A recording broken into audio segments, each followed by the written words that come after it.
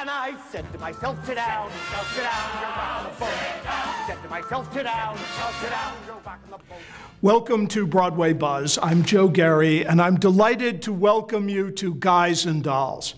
You realize 63 years ago, even before the show moved into its theater in New York, the word was out. Guys and Dolls is a phenomenal hit. It's a perfect show. It's one of the only times that we have had a show that everyone has agreed, critics, people in the theater, audiences, that this is the perfect Broadway musical. Let me just go back and talk about this phenomenal show. It debuted in 1950, and this, of course, was the period of the golden musicals. Keep in mind, the 1950s started with The King and I opening, and it ended with Sound of Music. And in between, we had Gypsy, West Side Story, Pajama Game, Silk Stockings. It was an incredible period.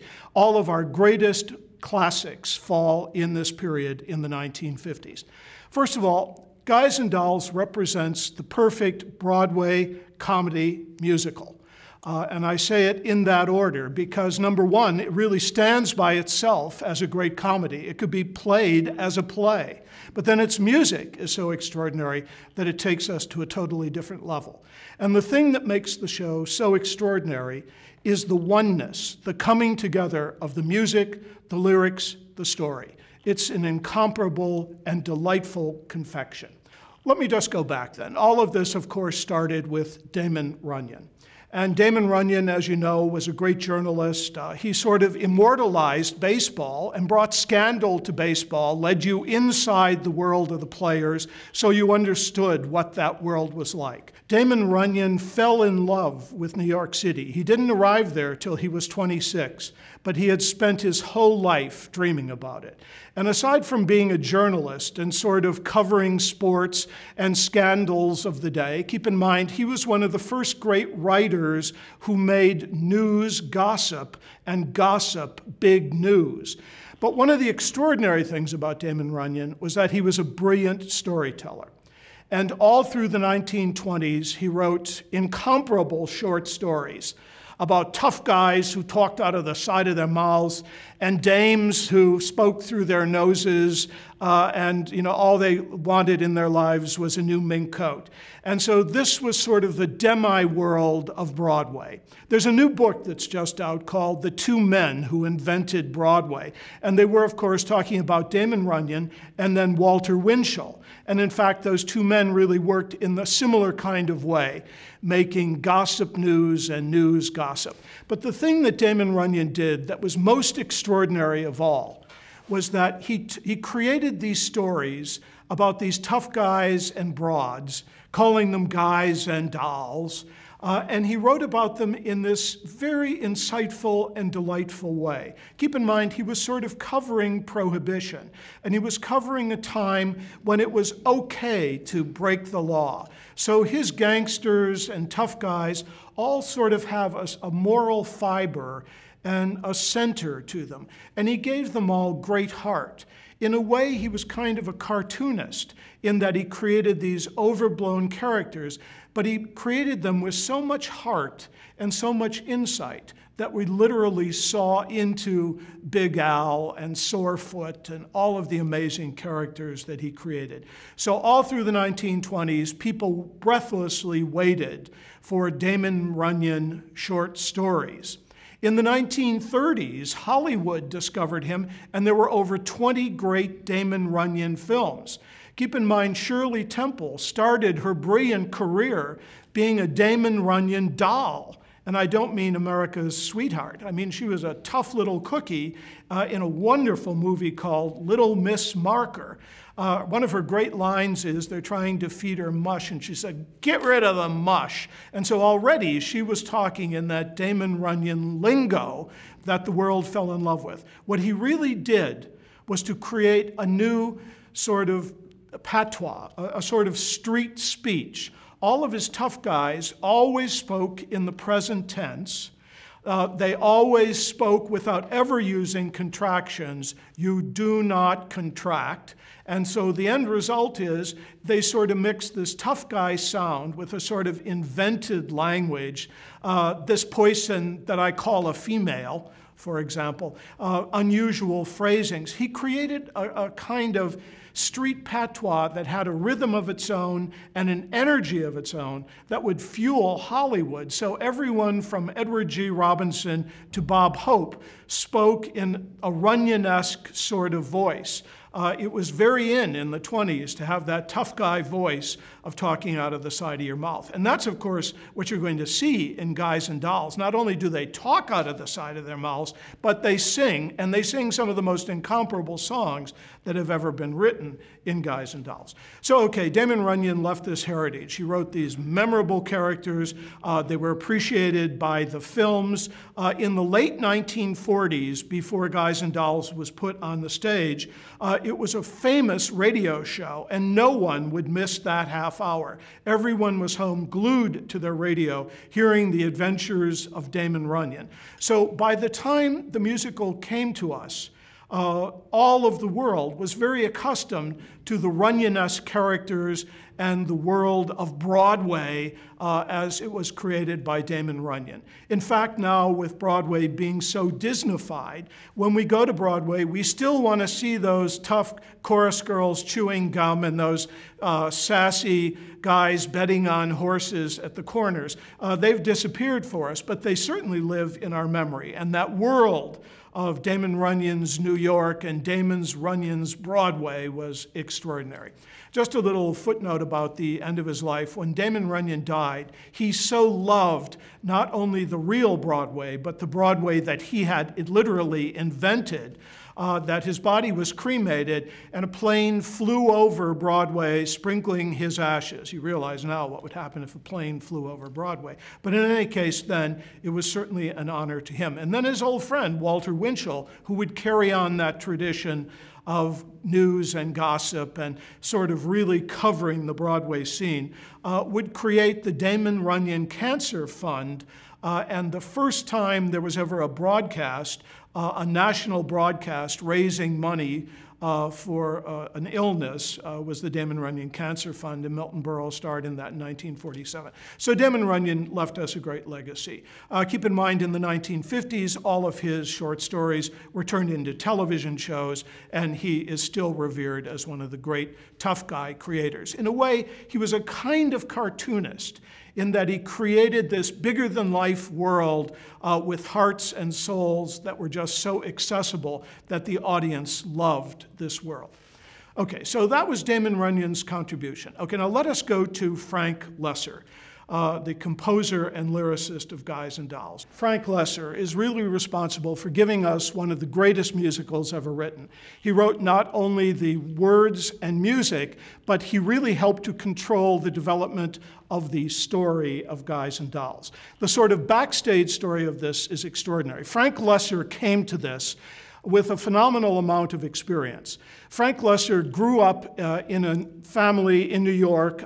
They were Jewish. They lived on the Upper West Side. They were very intellectual. His father taught piano. They believed in classicism.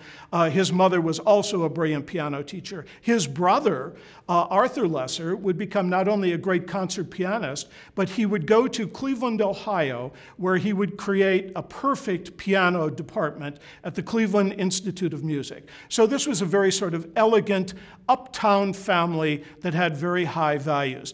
But Frank Loesser had a very downtown attitude. Frank Loesser wanted to be like a Damon Runyon character. He didn't want to speak in sort of the elegant, elevated speech that his family used. Everyone in his family spoke fluent German.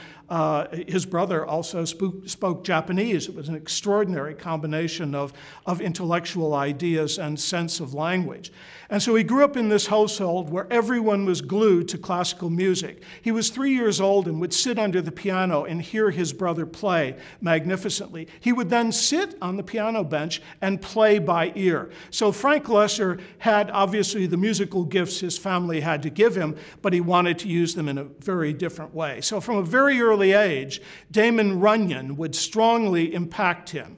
So instead of keeping the sort of Upper West Side sort of chic, classical European traditions, he moved to Times Square and loved the world of Tin Pan Alley. And he shocked his family by not wanting to study the music in its classical forms, but he loved it in its popular forms. And so the end result was he became a writer of words. He became a lyricist for Tin Pan Alley.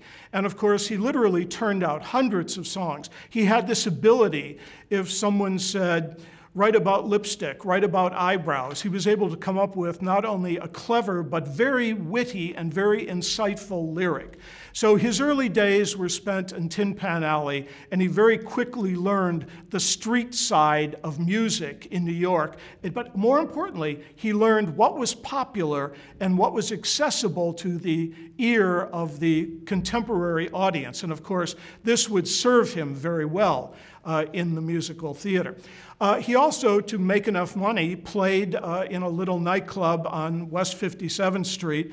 It was called The Back Wall, and he would sing and try out his new lyrics there. It's where he met his first wife, and he was given an opportunity to go to Hollywood to write lyrics. A press agent came in, heard the very clever work he was doing, and offered him a very inexpensive contract to go to Hollywood.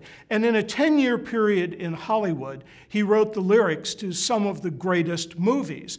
He was nominated for 5 Academy Awards. He won an Academy Award for one of his tunes, Baby It's Cold Outside. So the end result was, this was an extraordinary man who got to work while he was in Hollywood with some of the great composers, because at this time he was still only writing lyrics. But again, he had this savvy way, very much in the same way that Cole Porter had. Cole Porter wrote about brilliant, elegant people saying very witty, epigrammatical things, and Frank Loesser wrote about ordinary people talking out of the side of their mouth, saying simple things, but saying them with such insight and such perception that it delighted listeners. And during that period, he worked with Hoagy Carmichael, he worked with Julie Stein, he worked with some of the great composers in Hollywood, so he was able to see the level of sophistication that it took to put a song together. Finally, near the end of his time in the mid-40s in Hollywood, he wrote the words and music for a movie called 17. And this gave him confidence then to become not only a lyricist, but more importantly, a composer. And that was the great word on Broadway. It wasn't the lyricist that was as important, it was the composer. So now he was ready to move to New York with the idea of being a lyricist composer. And the opportunity came to him in 1947 when a friend of his that he had worked with in Hollywood, Cy Feuer, worked with Ernie Martin, and they became producers. And they were doing their first Broadway show, and they decided to take Where's Charlie and turn it into a musical. The Charlie's Aunt story was turned into Where's Charlie. So the end result was that he was hired to be the lyricist, but he wanted to be the composer. And actually, Harold Arlen was chosen to be the composer. And right before they started to really seriously work on it, Harold Arlen's house burned. And so they didn't know what to do. Everything was in place, and they had to move ahead with the musical. And so they said, well, I guess, Frank, you're going to write the music as well as the lyrics. And of course, he went on to write some extraordinary songs for Where's Charlie. It's a delightful musical, happened in 1948, and it established him as a first-class Broadway composer. But the next show is the show that would transform his life, of course, this being Guys and Dolls, and it would also transform the life of Broadway. As you remember, in the 1920s, this is when the musicals started to try and create a plot. And so they would tell funny stories to link together songs, and they developed the earliest form of the musical comedy in the 1920s. In the 1930s, they added politics to this, and in the 1940s, of course, they added tremendous heart. And this is when Rodgers and Hammerstein would come along and write the formula musicals, Oklahoma and Carousel, and it would give us the basis for the formula musical, the well-constructed, integrated musical where story, words, and music would all blend together in an extraordinary way. So this is the background that is set up for Frank Loesser to write Guys and Dolls. We already have this long tradition of wonderful developments of musical comedy. We have this tradition of soulful stories being told in a very organic way, a la Rodgers and Hammerstein. So actually, the two producers then, Cy Feuer and Ernie Martin, got the rights to Guys and Dolls. And this was not easy to do because Hollywood had sealed up all of the rights to the Damon Runyon story. So Paramount owned all of the rights to the Damon Runyon tradition.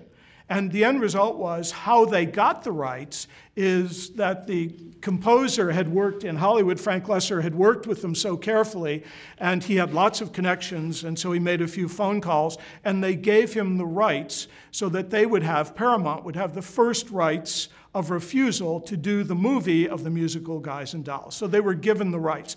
Now, things that would shape and influence what was happening as they were developing the story. The original book writer for the musical was Joe Swirling. Now, Joe Swirling was a great scriptwriter in Hollywood. He had just had a great success with a movie called Lifeboat with Tallulah Bankhead. He was sort of the #1 A+ writer in Hollywood at the time. So he was commissioned to write the book for Guys and Dolls. And the producers were very caught up with what had just happened in 1949, and that, of course, was this brilliant production of South Pacific. And they loved the idea that you could tell a love story about two very different people.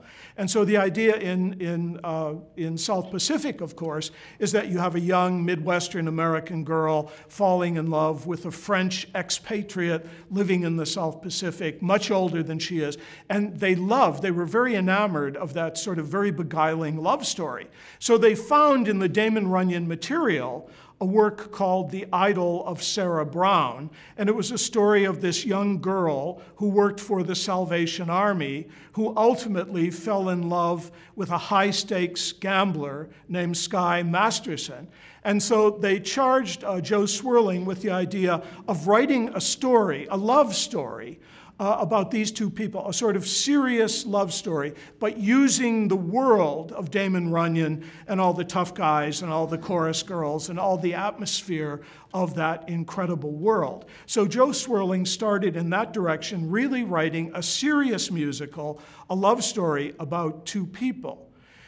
What happened was Frank Loesser just sort of exploded with ideas, and he ultimately wrote 14 songs for the show, and they realized that the book was in trouble. It was too serious. It didn't have the idiom of Damon Runyon. They realized with the popularity of Damon Runyon at this point that they had to find material that really caught the idiom and the patois of his speech. So the end result was Joe Swirling was fired, and 11 different people were hired to come up with a book for the story. None of them worked. I do want to tell you a funny story. When you look in the program, Joe Swirling's name is still there. There's not one word that Joe Swirling wrote that's in the show that you're seeing, but in his contract, when they set up the arrangement for him to be the book writer, it said, I will always have billing in the musical whether or not you use my script. Boy, did he have a smart agent. Think of the amount of money he's made on this show without really contributing anything. He was following the directions of the producers, but it didn't work. It was then that Frank Loesser said, you know, all the while I was in Hollywood, I used to go to sort of A+ parties because I could very quickly improvise music for this incredible man who wrote very funny lyrics. His name was Abe Burrows.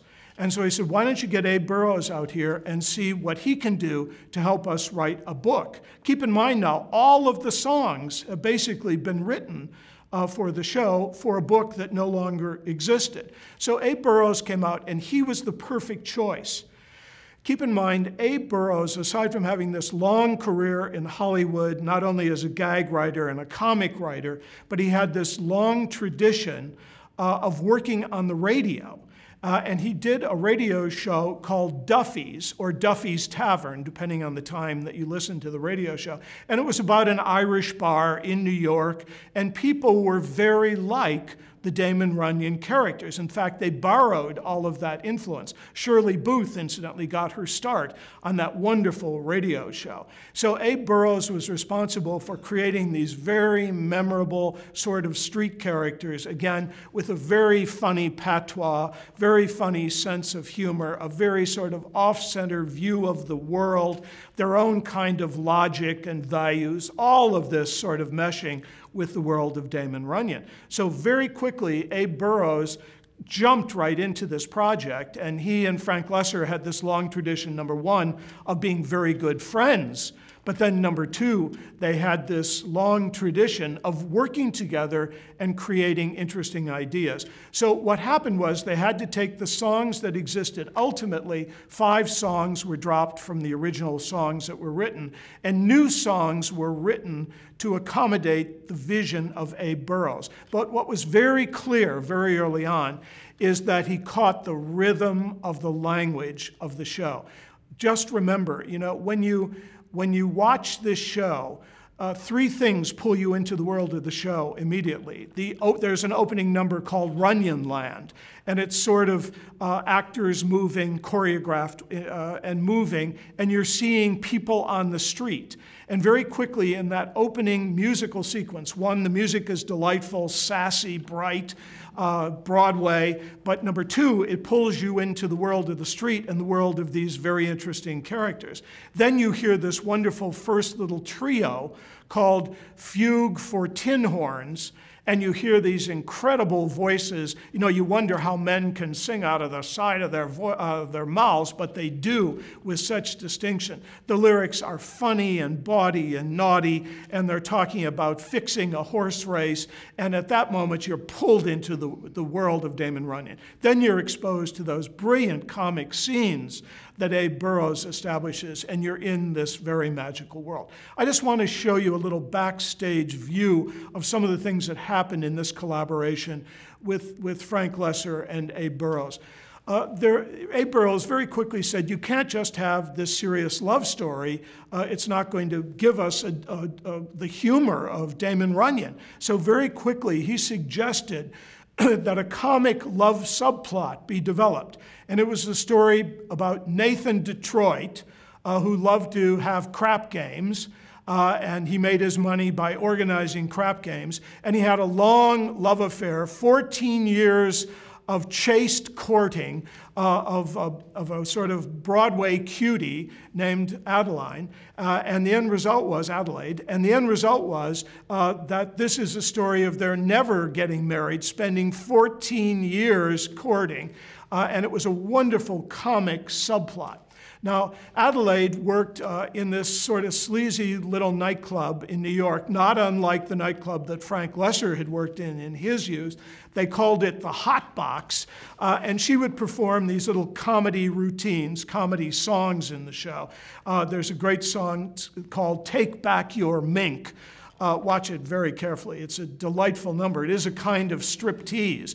The premise is that Adelaide has a boyfriend who's given her a mink coat, given her furs and diamonds, given her dresses, and one night he asks for them all back, meaning that he wants her to take them all off, and they do this wonderful sort of comic striptease to take back your mink. This is right out of a 1920s sort of burlesque Broadway, and they catch it so brilliantly in the setup and in the way that it's executed.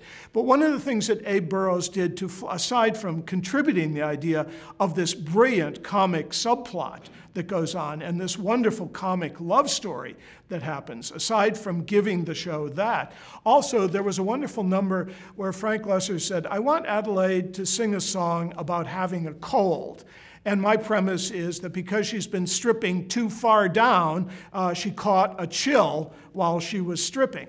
So Abe Burrows thought about that, and he came back and he said, no, I've got a funnier idea. What happens if she has a cold because it's psychosomatic, because she's been waiting 14 years for her boyfriend to propose? And what happens then is the great show-stopping song that literally, took Broadway to, people stood and cheered after Adelaide's Lament, which happens near the end of the first act. It's an absolutely extraordinary number. And it brings to life all that is the best of Broadway. The sort of sassy 1920s comedy, it brings together pertinent ideas, and it creates the perfect comic landscape. It is a song that's perfect for character, perfect for situation, perfect for story. It moves the work forward in the most extraordinary way, and it gives us one of the greatest showstoppers that has ever been written. So in that way, Abe Burrows was very responsible for making the show really Runyon-esque, for creating all of the Damon Runyon idioms, bringing the characters to life in such a compelling way. Keep in mind, the great crap game that happens in the show happens in a sewer, and it's the only Broadway production number that's ever been done with tough guys dancing in the bowels of Broadway. So it's an incredible device, and everything that was done adds to the texture of this incredible show. So when you're seeing it, you're seeing the best of a composer, lyricist, absolutely in his prime, the best of a writer, Abe Burrows, who's absolutely at the top of the heap. I want to remind you that in the original production, it was directed by George Kaufman. And George Kaufman had created shows for Broadway from the 1920s to the 1950s every year. So this was a seasoned Broadway professional. And George S. Kaufman was able to sort of bring a reality in terms of acting to the performances so that there is tremendous heart and tremendous reality to the characters. That has continued in almost every production of the show since. Aside from that, George Kaufman unofficially was very responsible for fixing a lot of the problems in the show. Because he had worked for so many years on Broadway, he understood what Broadway audiences wanted. So Abe Burrows, in his autobiography, talked very dimensionally about the contribution he made about how you change a word, or you hit a word, or you pause and then punch a word so that you get the laugh, or you cut part of a sentence, or you set it up differently. This was an old Broadway pro who was helping to shape this work. So then what we're given is the perfect Broadway musical. And you think of any young artist aspiring to work in the theater, all they really have to do is study the blueprints of this extraordinary show. The choreography, the staging, the costuming, the lighting, the humor, the text, the book, the people, the music, the extraordinary music that we're given. So you're in for a very special treat with Guys and Dolls. Thank you. And I said to myself, sit down, you're back on the boat. Said to myself, sit down, you're back on the boat.